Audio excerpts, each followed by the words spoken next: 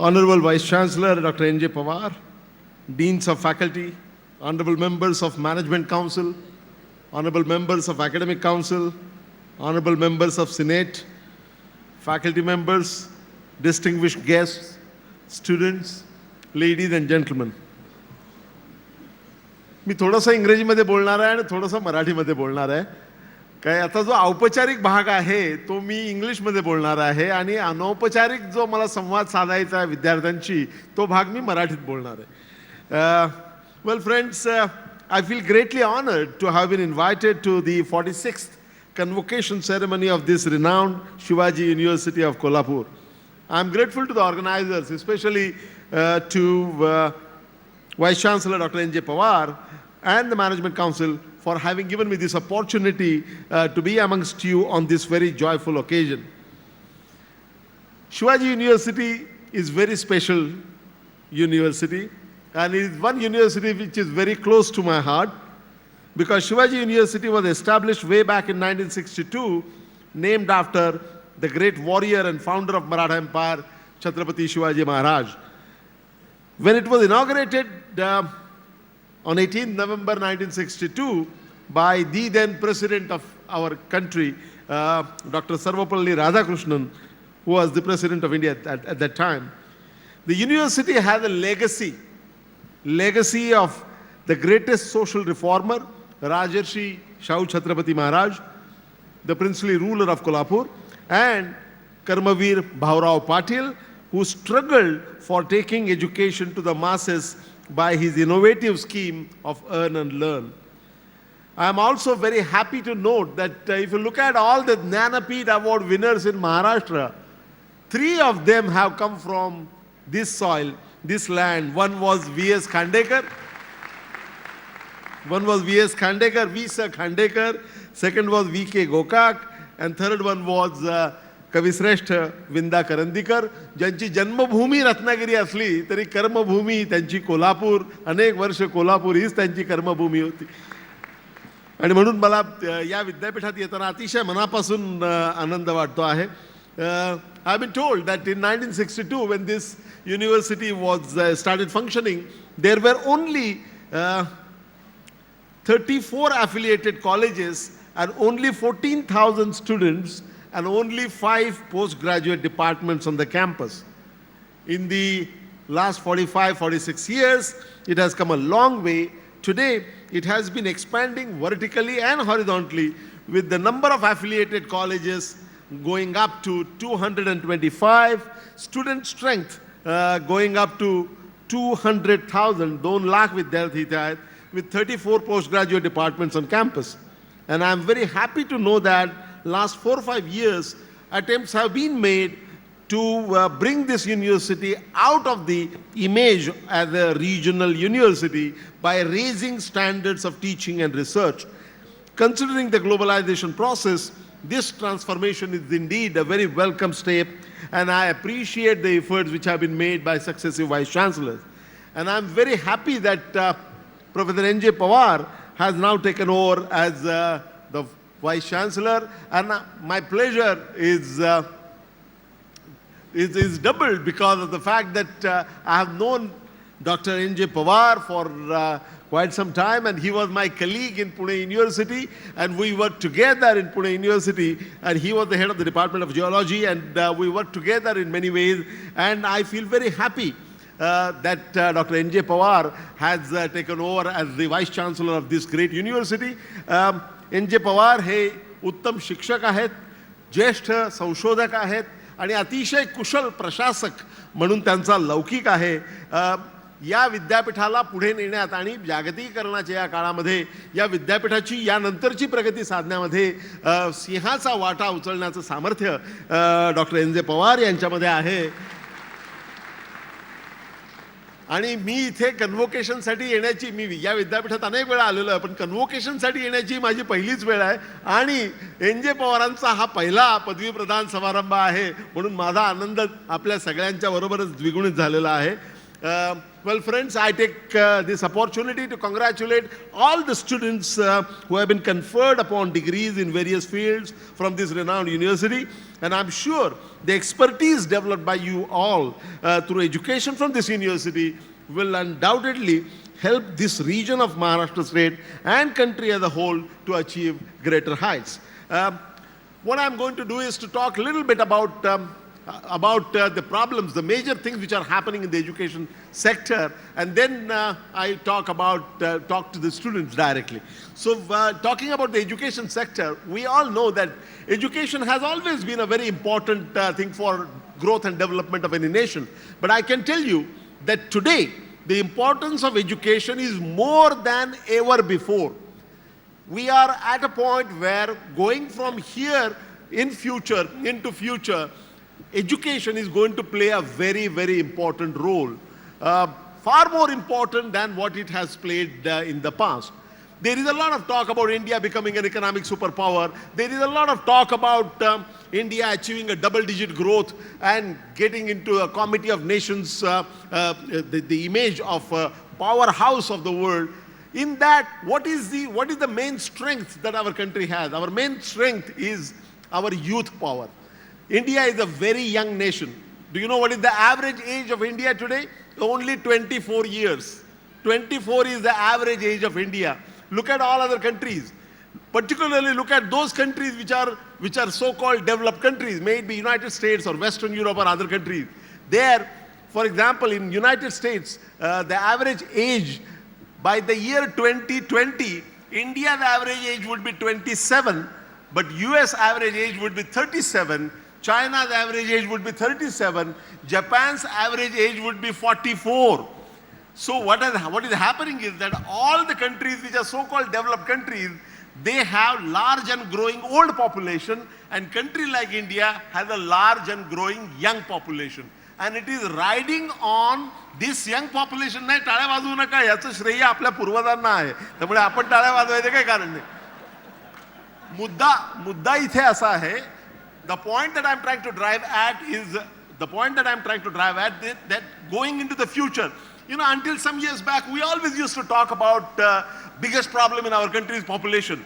I will say that the world is recognizing that the biggest strength that we have is our population, because it is not the size of population that matters. What matters is the age composition. And younger the population, the better it is for the country, because the dependency ratio is lower, and it is based on this young population that we can propel ourselves to become an economic superpower in future. Look at all those advanced countries. When did they achieve the highest possible growth rate? They achieved the highest possible growth rate when they had large and growing young population. Now they have large and growing old population, and country like India has a large and growing young population. That is our biggest strength. But if that is our strength, does that mean that automatically we are going to move towards becoming an economic superpower? The answer is no. Because the youth power is our strength, but it would become our strength only when we give this youth power the right kind of education and training. If we do not, there is a lot of talk about so-called demographic dividend. Demographic dividend is the benefit that a country can get because of the large and growing young population. There is, of course, we are going to get demographic dividend, but the process is not automatic at all. Because if we don't put our act together in education, in skill building, then if we don't do that, there is no way we can become a superpower. Unless we put our house in order, our education sector in order, our skill building sector in order, there is no way India can become a superpower. In fact, I dare say, and I have been saying this, that if we do not put our house in order in education sector, what we call demographic dividend will become a demographic nightmare. And that is the real risk that we have. That is why I have been saying that today education sector is holding the key to the future. If we must put our act together in education sector, it is late, but we have to do that. If we do not do that, our dream, our vision of becoming an economic superpower would only remain a pipe dream, a daydream, which will never be realized. So what is the situation about the education sector today? Whenever you talk about education sector, there are three things that one talks about. One is aspects. I dare say that the situation is not very comforting. Let us not have illusions about ourselves. We have to recognize the problems that are there and make an effort to solve those. So let's take care of the access. What is the problem in the access? You know, there is a concept called GER, gross enrollment ratio. What is the higher education age group? 18 to 23. In that age group of 18 to 23, what is the proportion of our youth who have access to higher education? It's only 12.4% today. That means 88% of our youth do not get any opportunity to go to college or to university. And this is incredibly low. What is the average for the world? The average for the world is 24. Average for developing countries is 18. And we are stuck at 12.4%. So our access is 1/2 of the world average and 2/3 of the average for developing countries. Take the case of China. Until the year 1999, China's GER and India GER were same, 6%. Now China is at 22% and we are at 12%. This is not good at all. This does not augur well for our future because 88% of our youth do not get access to college education at all. So you can imagine that we have a long way to go. Things are even worse when we talk about the skill building. Skill development. What is the proportion of our youth who get formal vocational training? It's only 2%. There are another 8% of our youth who get informal on-the-job kind of training. So about 10% of our youth get vocational training, formal or informal vocational training, which again means that 90% of our youth go to the job market without any skills. And this is again not good at all. This does not augur well for our future. In fact, for comparison, can you imagine what is the proportion of youth in other countries which are aspiring to become big in future? Take the case of South Korea. You know what is the proportion of youth which get vocational education in South Korea? 87%. And we are stuck at less than 10%. Again, the point is to show that we have a very long way to go and we have to make concerted efforts to improve access, to improve quality, to improve employability, to improve equity in our education sector. And that is why, because it is with the realization that unless we do that, all that together now and in the next few years, our dream of becoming an economic superpower would remain only a pipe dream. Recognizing this, government has been taking very strong efforts in the last few years. We were late starters. You know, some of you will remember that way back in 1966, Kothari Commission had recommended that 6% of our GDP, gross domestic product, must be spent on education. Can you imagine that until recently we never crossed 3.5%? So we have a long way to go. The investment has to increase. Fortunately, in the 11th five-year plan, that is what we are going through. There is a substantial increase in the allocation for education. And that is what is being operating. Now with that, this is late, but we have finally started making strong efforts. And you will see that I don't want to preempt and tell you the technical things, but I would like to share with you that in the next 2 years, there would be a complete change, and I repeat this, a complete change in the higher educational system in India. There was a very important report by Professor Yashpal Committee report. There was also a very important report of National Knowledge Commission. They have made some very important recommendations, and Prime Minister has appointed a task force, and I am working on that task force to bring about, to implement those recommendations of Yashpal Committee and National Knowledge Commission. And in the next 2 years, I can tell you that the whole education system is going to be taking a complete new look, and something, history is right now unfolding.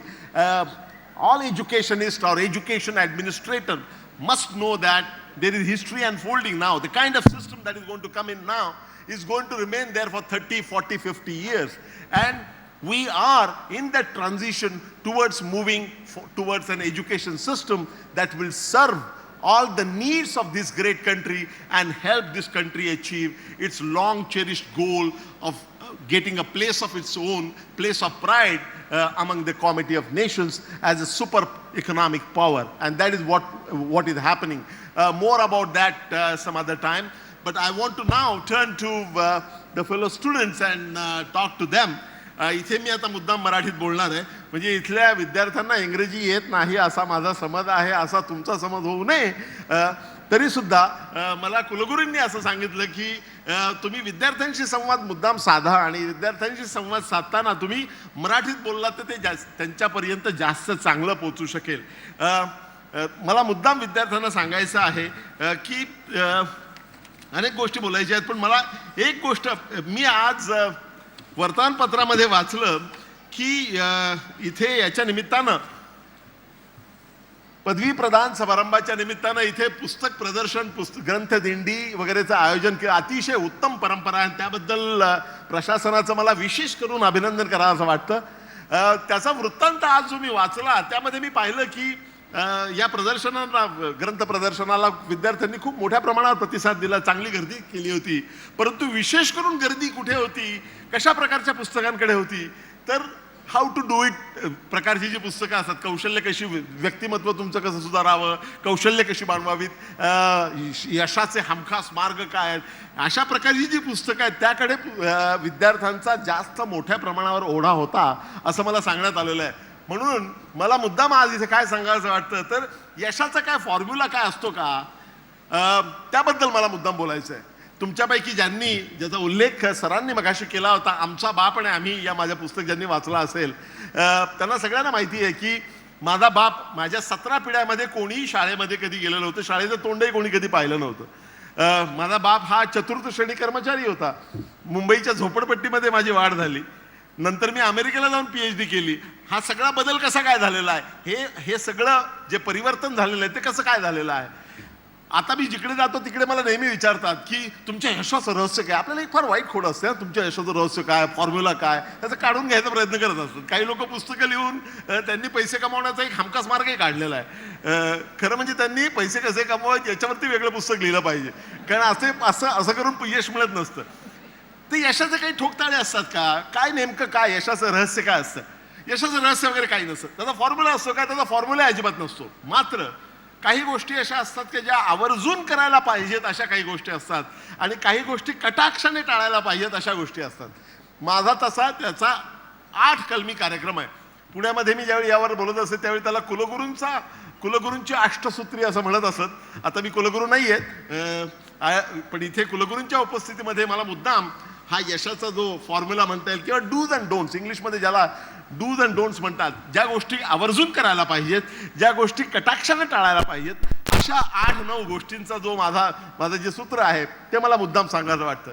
मला तुम्ही पहा, माझी जी वाटचाल झालेली आहे, मी अगदी लहान असताना, आता कोणालाही खरं वाटत नाही, मला मुद्दाम इथल्या विद्यार्थ्यांना सांगायचं आहे, कारण बऱ्याचदा आपल्याला सवय असते आपल्या परिस्थितीला दोष द्यायचा, आपण जिथून आलो त्याला दोष द्यायचा.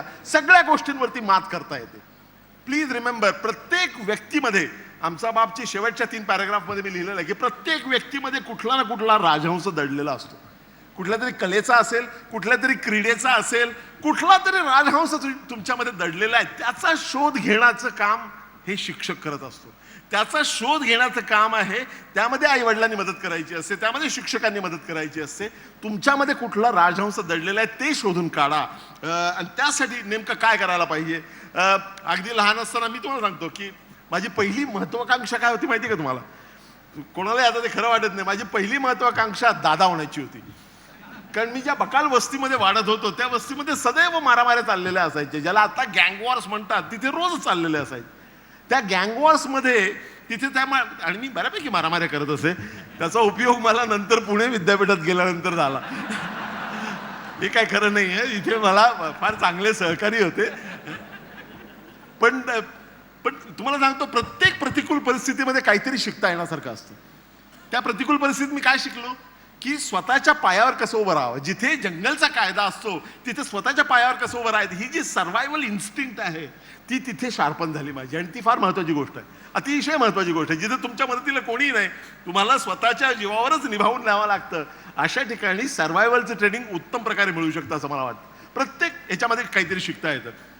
त्यामुळे माझी पहिली महत्त्वाकांक्षा दादा होण्याची होती. नंतर ज्याला हिंदी पिक्चरमध्ये म्हणतात ना, इज्जत से रहना वगैरे म्हणतात ना, तसं काहीतरी करावं असं वाटायला लागलं. मग माझी दुसरी महत्त्वाकांक्षा जी होती ती पिऊन होण्याची होती. पिऊन होण्याची महत्त्वाकांक्षा आता सगळ्यांना हसू येतं, पण तुम्हाला गंमत सांगतो, ज्या एका आर्थिक सामाजिक सांस्कृतिक वातावरणामध्ये मी वाढत होतो त्याचा अपरिहार्य परिणाम असा झाला होता की भविष्याबद्दल इतकी अनिश्चितता वाटत होती की आपल्याला कमी पैसे मिळाले तरी चालतील, पण पक्की नोकरी असली पाहिजे. तुम्हाला माहिती आहे, अशी पक्की नोकरी एकच असते, ती म्हणजे पिऊनची नोकरी.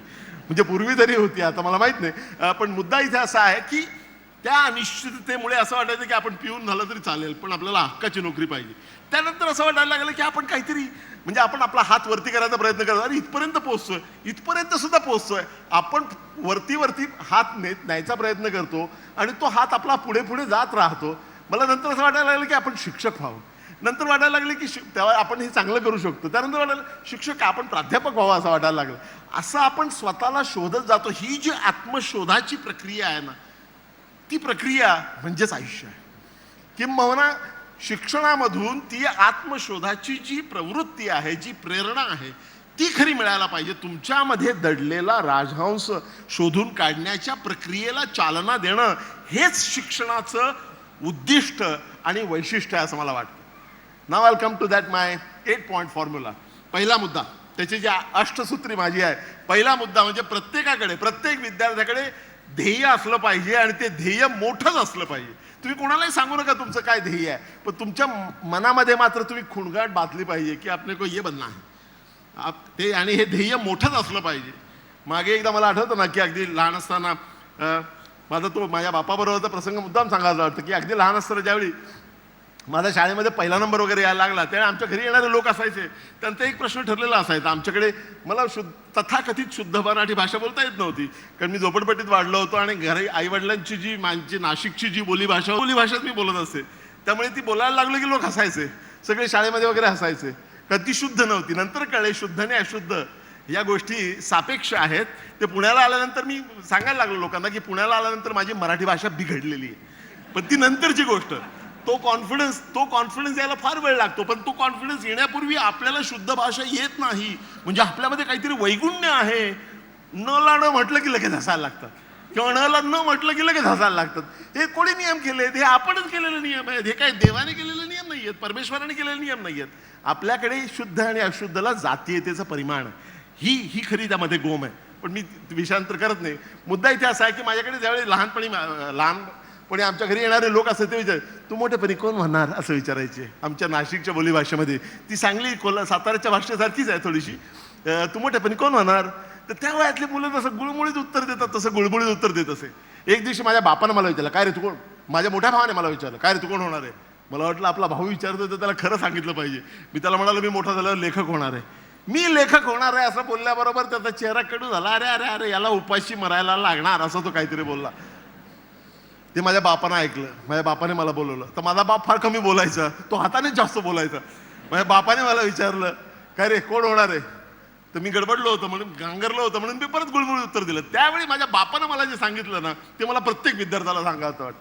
माझा बाप मला आमच्या नाशिकच्या बोलीभाषेमध्ये म्हणाला, हे पाय, हे लोक तुला लय सांगतील, तू डॉक्टर वय, तू इंजिनियर वय, तू बालिस्टर वय, पण तू काय कोणाचं ऐकू नको. आणि मी बी तुला सांगणार नाही की तू अमुकच वय का धमुकच वय, पण मग म्हणणं एकच आहे बरं का, तू जे काय करशील ना त्याच्यामध्ये टापला जायला पाहिजे. तुला चोर व्हायचं ना, कोई बात नाही, पण मग असा चोर झाला पाहिजे का समधी दुनिया बोलली पाहिजे इसको बोलताय चोर. इथे मुद्दा चोर होण्याचा नाही हे सुज्ञांच्या लक्षात आलं असेलच. मुद्दा इथे असा आहे की तुम्ही काय करता यापेक्षा ते कसं करता आणि जे तुम्ही करता त्यामध्ये किती उंची गाठता तेच अंतिमता महत्वाचं असतं. हा सर्च फॉर एक्सलन्सचा संदेश माझ्या शाळेत कधी न गेलेल्या माझ्या बापानं मला दिला होता. प्लीज अंडरस्टँड दिस. त्यामुळे पहिला जो मुद्दा आहे तो प्रत्येकाकडे ध्येय असलं पाहिजे आणि ते ध्येय मोठंच असलं पाहिजे. मागे एकदा ठाण्याला मी विद्यार्थ्यांशी बोलत असताना त्यांना विचारलं तुझं ध्येय काय, तुझं ध्येय काय. एका मुलाने मला सांगितलं की मुंबईहून ठाण्याला जाणाऱ्या ठाणे लोकलमध्ये खिडकीची जागा पकडणे हे माझं ध्येय आहे. ध्येय असं छोटं असून चालत नाही, ध्येय हे मोठंच असलं पाहिजे. Low aim is a crime not failure. म्हणजे तुम्ही एखादं ध्येय तुम्ही ध्येयच मुळातून छोटं ठेवलं तर ते अन्यायाचं आहे. तुम्ही स्वतःवर अन्याय करता. ध्येय मोठंच असलं पाहिजे. मोठं ध्येय ठेवून त्यात अपयशी होणं हे जास्त चांगलं कमी ध्येय ठेवून ते पूर्णपणे साध्य करण्यामध्ये. कारण तुमच्यामध्ये काय पोटेन्शियल आहे त्याप्रमाणे तुम्ही ध्येय ठेवण्याचा प्रयत्न केला पाहिजे. ध्येय मोठंच असलं पाहिजे. वन. दुसरं काय की जे ध्येय तुम्ही ठरवलेलं असेल त्या ध्येयाच्या परिपूर्तीसाठी दुर्दम्य अशी इच्छाशक्ती तुमच्याकडे पाहिजे. ध्येय ही काही गाजराची पुंगी नाही आहे, वाजली तर वाजली नाही तर मोडून खाल्ली असा दृष्टिकोन ठेवून तुम्ही तुमच्या ध्येयाच्या जवळपास सुद्धा जाऊ शकत नाही. तर ध्येय मोठं पाहिजे आणि त्या ध्येयाच्या परिपूर्तीसाठी दुर्दम्य अशी इच्छाशक्ती तुमच्याकडे पाहिजे. किंबहुना झपाटले पण तुमच्याकडे पाहिजे. जी गोष्ट तुम्हाला हवी आहे ती प्रत्येक गोष्ट प्रयत्न साध्य आहे, पण ती गोष्ट प्रयत्न साध्य जरी असली तरी ती गाठण्यासाठी तुम्हाला तुमच्याकडे दुर्दम्य अशी इच्छाशक्ती पाहिजे. वेड लागल्यासारखं त्या गोष्टीच्या मागे लागलं पाहिजे. तुम्हाला एखादी गोष्ट हवी आहे ना, वेड लागल्यासारखं त्या गोष्टीच्या मागे लागणं याच्या इतकी शहाणपणाची दुसरी गोष्ट नाही. कॅज्युअली प्रयत्न करून तुम्ही त्याच्या जवळपास जाणार नाही. त्यामुळे दुर्दम्य अशी इच्छाशक्ती हा फार महत्वाचा भाग आहे. हे दुसरं सूत्र आहे. तिसरं जे सूत्र आहे ते म्हणजे कठोर परिश्रम. कठोर परिश्रमांना पर्याय पूर्वी नव्हता, आता नाही आणि यानंतर असण्याची सुतराम शक्यता नाही. कठोर परिश्रम. मी नेहमी उदाहरण देतो. थॉमस अल्वा एडिसन ज्यांनी इलेक्ट्रिकच्या बल्बचा शोध लावला त्यांचं एक फार सुप्रसिद्ध असं वचन आहे. ते असं म्हणाले होते की even for a genius it is 1% inspiration but 99% is perspiration. अत्यंत प्रतिभाशाली व्यक्तीच्या आयुष्यामध्ये सुद्धा प्रतिभेचा भाग 1% असतो, उरलेला 99% भाग हा त्यानं गाळलेल्या घामाचा असतो. त्यामुळे कठोर परिश्रमांना पर्याय आता नाही, पूर्वी नव्हता आणि यानंतर असण्याची सुतराम शक्यता नाही. त्यामुळे कठोर परिश्रम हे तिसरं सूत्र आहे. चौथं जे आहे ते म्हणजे शॉर्टकट बद्दलचं. बऱ्याच लोकांना शॉर्टकट घ्यायची सवय असते. मुंबईमध्ये पूर्वी काही लोक असे जाहिरात द्यायचे. ते एक कोणतरी कोकाटे किंवा तोकाटे या नावाचे गृहस्थ जाहिरात द्यायचे. अर्ध्या तासात फाडफाड इंग्रजी बोलायला शिकवीन. त्यावेळी मी म्हणायचो की एक कोकाटे किंवा तोकाटे मला भेटले नाही तर त्यांच्या कानाखाली मी खाडखाड आवाज काढणार. कारण अर्ध्या तासात इंग्रजी शिकणारा आणि शिकवणारा हे दोघे अजून जन्माला यायचे आहेत आणि ते येण्याची अजिबात शक्यता नाही. मुद्दा इथे काय आहे, तुम्हाला चांगलं इंग्रजी बोलायला शिकायचं आहे ना, त्यासाठी लागणारे सगळे प्रयत्न करा. तुम्ही शॉर्टकट घेऊन जर काही शिकलात त्या प्रकारची पुस्तकं अजिबात घेऊ नका तुम्ही, असं मी तुम्हाला सांगणार आहे. शॉर्टकट मधून तुम्ही काहीही कधी साध्य करू शकत नाही. You can fool some people for some time, पण तुमचं पितळ उघडं पडल्याशिवाय राहणार नाही. जी गोष्ट तुम्हाला हवी आहे, जी गोष्ट तुम्हाला साध्य करायची आहे त्यासाठी लागणारे सगळे प्रयत्न करण्याची तुमची तयारी पाहिजे. तिथे शॉर्टकट गाठून काही चालणार नाही, तुमची काही धडगत राहणार नाही. त्यामुळे चौथा मुद्दा जो आहे तो शॉर्टकट बद्दलचा. पाचवा मुद्दा आहे तो टाइम मॅनेजमेंट. मी अमेरिकेला अनेक वर्ष राहून ज्यावेळी भारतामध्ये परत आलो त्यावेळी माझे पुतणे मोठे झालेले होते सगळे, आणि त्या सगळ्यांच्या बोलण्यामध्ये तरुणांच्या भाषेमध्ये लिंगोमध्ये लँग्वेजचे ते ॲब्रिव्हिएशन लिंगो असं करतात, त्यांच्या भाषेमध्ये मी एक शब्द ऐकला टीपी. आणि मला कळलं नाही टीपी काय. माझ्या पुतण्याला विचारलं हे टीपी काय रे. मला टीपी म्हणजे टाइमपास. अरे तुम्हाला सांगतो जगातल्या कुठल्याही भाषेमधल्या कुठल्याही शब्दाचा वाटणार नाही इतका तिरस्कार तुम्हाला टाइमपास या शब्दाला वाटला पाहिजे. Time is not meant for passing. आणि ज्यांना असं वाटतं की time is meant for passing ते आयुष्याच्या परीक्षेमध्ये नापास होणार हे सांगायला कुठल्याही कुलगुरूंची आवश्यकता नाही. कॉमन सेन्स आहे हा. त्यामुळे कधीही टाइमपास हा शब्द तुमच्या कोशामधून काढून टाका. टाइमपास कधीही करता कामा नये. किंबहुना तुम्ही जगातल्या सगळ्या यशस्वी लोकांच्याकडे पहा, प्रत्येकाची शैली वेगवेगळी आहे, पण या सगळ्यांच्या शैलीमध्ये समान सूत्र जे आहेत ते समान सूत्रापैकी एक असं आहे की या सगळ्यांनी आपल्या वेळेचं नियोजन फार उत्तम प्रकारे केलेलं आहे. आणि ती सवय तुम्ही विद्यार्थी दशेतच लावली पाहिजे. कारण शाळेमध्ये असताना आपल्याला टाइम टेबल असतं, म्हणजे कुठल्या दिवशी कुठल्या वेळी कोणता पिरियड आपल्याला माहिती असतं. कॉलेजमध्ये तसं असतं, पण ते केवळ आपलं टाइम टेबल तेवढंच मर्यादित राहिलं पाहिजे का? नाही, आपण दिवसाभराचं टाइम टेबल ठरवून घेतलं पाहिजे की दिवसामध्ये एवढे तास आहेत, एवढा वेळ शाळेसाठी किंवा कॉलेजसाठी आहे, एवढा वेळ विश्रांतीसाठी आहे, एवढा TV पाहण्यासाठी, एवढा मित्रांना भेटण्यासाठी, एवढा गृहपाठ करण्यासाठी, एवढा घरात काम करण्यासाठी आहे. तुमच्या प्रायोरिटीज तुम्ही ठरवून घ्या. इतर कोणीतरी करतंय म्हणून आपण करायचं याला काय अर्थ नाही. त्यामुळे तुमच्या प्रायोरिटी आहेत त्याप्रमाणे तुम्ही तुमच्या आयुष्याची आखणी केली पाहिजे. आणि हे सांगायला तुम्हाला इतर कोणी सांगायची गरज नाही. तुम्ही तुमच्या अंतर्मनात डोकावून पहा, तुम्हाला काय हवं आहे, तुम्हाला जे काय करायचं आहे, जे साध्य करायचं आहे, त्याच्यावरून तुम्ही तुमच्या वेळेचं नियोजन करायला शिका. आणि पूर्ण दिवसाच्या वेळेचं नियोजन करणं हे फार महत्त्वाचं आहे असं मला वाटतं.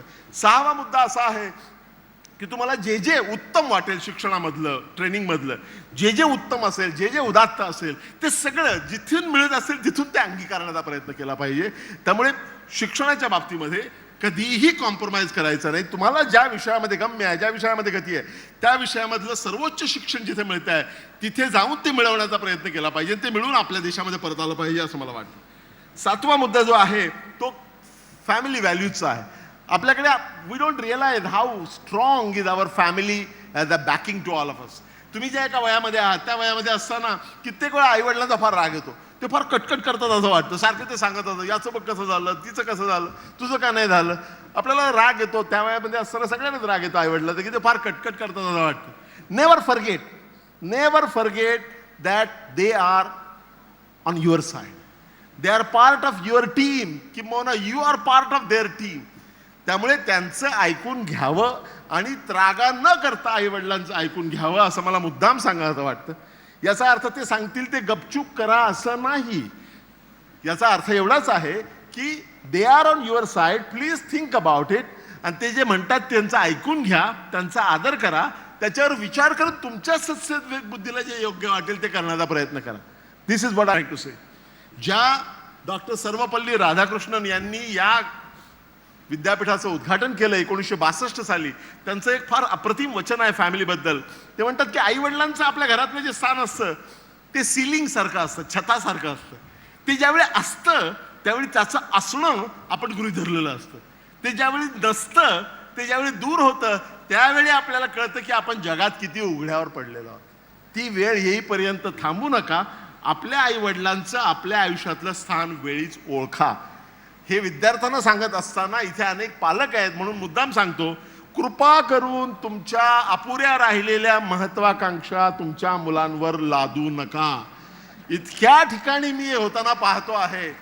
रिमेंबर, प्रत्येक व्यक्तीमध्ये स्वतःचा राजहंस आहे, परंतु मी मध्यमवर्गीय विशेषतः समाजामध्ये पाहतो आहे की त्यांना जे अपयश आलं असेल ते आपल्या मुलांनी पूर्ण करावं. कंपाऊंडर असेल त्याचा आपला मुलगा डॉक्टर झालाच पाहिजे अशी ईर्ष्या ठेवतो. आता त्याला त्यामध्ये गम्य असलं पाहिजे, गती असली पाहिजे. आपलं अपुरी राहिलेली महत्वाकांक्षा मुलांवर लादायची याच्यासारखा अन्याय नाही मी तुम्हाला सांगतो. म्हणजे बाप डॉक्टर कंपाऊंडर असला की तो मुलाला डॉक्टर करायचा प्रयत्न करा, बाप फिटर असला की तो मुलाला इंजिनियर करायचा प्रयत्न. There is nothing wrong. पण तो मुलगा उत्तम चित्रकार असू शकतो, त्याला तुम्ही कशाला इंजिनिअरिंगमध्ये फोर्स करता. त्याच्यामध्ये त्या विद्यार्थ्यामध्ये जो राजहंस दडलेला आहे त्याचा शोध घेण्याची जी प्रक्रिया, त्याला मदत करणं हे पालक म्हणून आपलं काम आहे. तुमच्या अपुऱ्या राहिलेल्या महत्वाकांक्षा कृपा करून मुलांवर लादू नका. आणि मुलांवर त्या लादल्या तर मुलांना तर माझं उघडपणे सांगणं आहे, ते अजिबात त्यांचं ऐकू नका. ऐकून घ्या, पण तुम्हाला योग्य वाटतं ते करण्याचा प्रयत्न करा. हा 7वा मुद्दा आहे. 8वा मुद्दा जो आहे तो सामाजिकतेचा मुद्दा आहे. सामाजिकतेचा हा जो मुद्दा आहे त्यामध्ये मी पाहतो आहे गेल्या काही वर्षांमध्ये की तरुण पिढीमध्ये आपलं एकंदरीतच आयुष्य इतकं वेगवान झालेलं आहे की we have to stay in the same place to keep we have to keep running to stay in the same place, अशी परिस्थिती आहे. याच्यामध्ये काय झालेलं आहे की बऱ्याच विशेषतः IT मधल्या मुलांमध्ये मी पाहतोय, सगळ्यांमध्ये नाही किंवा सगळ्या IT मधल्याही सगळ्या मुलांमध्ये नाही, परंतु युवा पिढीमध्ये मी पाहतोय कित्येक वेळा त्यांना गेल्या आठवड्यात त्यांच्या स्पेशलाइज विषयामधलं काय नवीन आहे, गेल्या आठवड्यामध्ये न्यूयॉर्कच्या अमेरिकन जर्नलमध्ये काय आलं ते त्यांना माहिती असतं. पण त्यांच्यापैकी अनेकांना आपल्या कुटुंबात काय चाललंय याची कल्पना. मानसिकतेचं, तुमची मानसिकता म्हणजे तुम्ही. Please understand this. This is the most important point that I am making in this particular speech.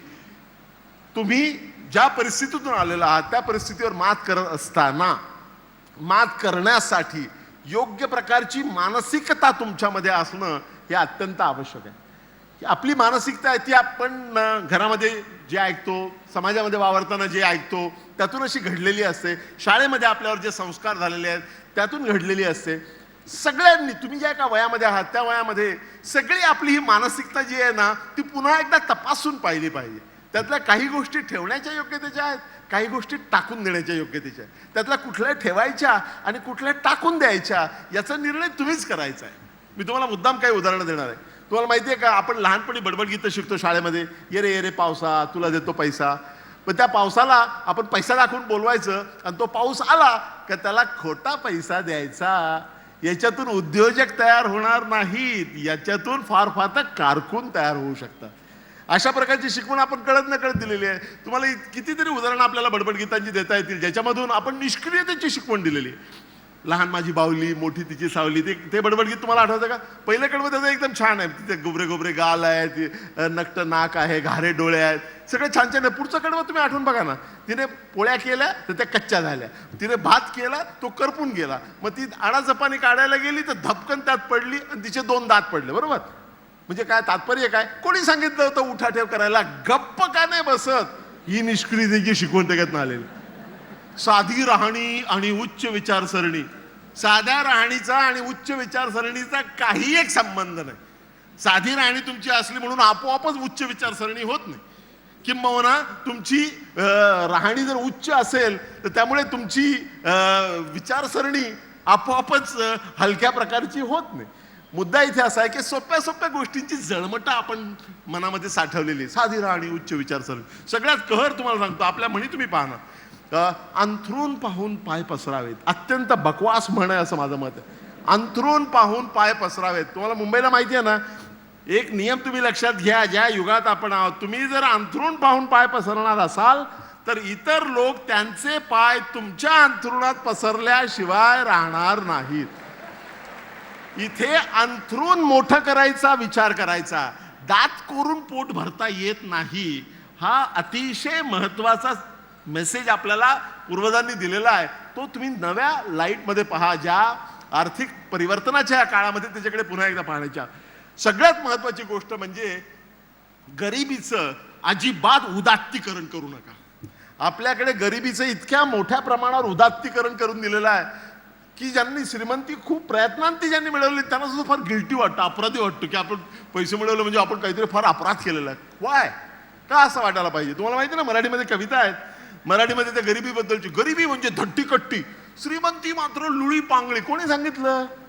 तुम्ही गरीबाला विचारा ना. गरिबी धट्टीकट्टी वगैरे काही नसते आणि श्रीमंती ही आपोआपच लुळी पांगळी वगैरे होत नाही. ती तेलगीच्या मार्गाने मिळाली तर लुळी पांगळी असू शकते, परंतु चांगल्या प्रयत्नांनी वैध मार्गाने जर तुम्हाला श्रीमंती मिळाली तर त्यात वाईट वाटायचं काहीही कारण नाही, गिल्टी वाटायचं काहीही कारण नाही. किंबहुना तुम्ही पहा की तो रंगवलेला असतो. एका कवितेमध्ये तर रंगवलेला काय माहितीये ना, की तो श्रमिक आहे, तो रस्त्याच्या कडेला टोपली डोक्याखाली ठेवून आरामात झोपू शकतो, त्याला पीस ऑफ माइंड आहे, मनशांती आहे, त्याला कुठल्याही बाबाकडे जावं लागत नाही, तो तिथे बसून आपला त्या टोपली डोक्याखाली घेऊन त्याला शांत झोप लागते. त्या उलट तो श्रीमंत आहे, तो श्रीमंत जो आहे त्याला महालामध्ये एरझारा घालाव्या लागतात, त्याला डायबिटीज, ब्लड प्रेशर हे सगळे विकार त्याला होतात. श्रीमंती नको ती आपली रुखी सुखी रोटी खाएंगे आणि आपण गरिबीत राहावं. अत्यंत मूर्ख विचार आहे. गरिबांना गरीब ठेवण्यासाठी श्रीमंतांनी पसरवलेली ही अफवा आहे, हे पहिल्यांदा आणि अखेरचं तुम्ही लक्षात घ्या. त्यामुळे तुमच्या प्रयत्नातून, तुमच्या श्रमातून, तुमच्या बुद्धिचातुर्यातून वैध मार्गाने श्रीमंती मिळवण्यामध्ये काही गैर वाटायचं कारण नाही. गरिबीचं जर तुम्ही उदात्तीकरण केलं, जोपर्यंत आपण गरिबीचं उदात्तीकरण करत राहू तोपर्यंत आपण गरिबीतून कधी बाहेर येणार नाही. किंबहुना मी असं म्हणेन, दारिद्र्यापेक्षा आपल्या देशामध्ये एकमेव जी गोष्ट आहे भयंकर, दारिद्र्यापेक्षा भयंकर, ती म्हणजे मनोदारिद्र्य. त्या मनोदारिद्र्यातून तुम्हाला बाहेर यायला पाहिजे. जोपर्यंत तुम्ही बदलत्या काळाशी सुसंगत अशी मानसिकता तयार करत नाही तोपर्यंत तुमच्या भौतिक परिस्थितीमध्ये बदल होणार नाहीत.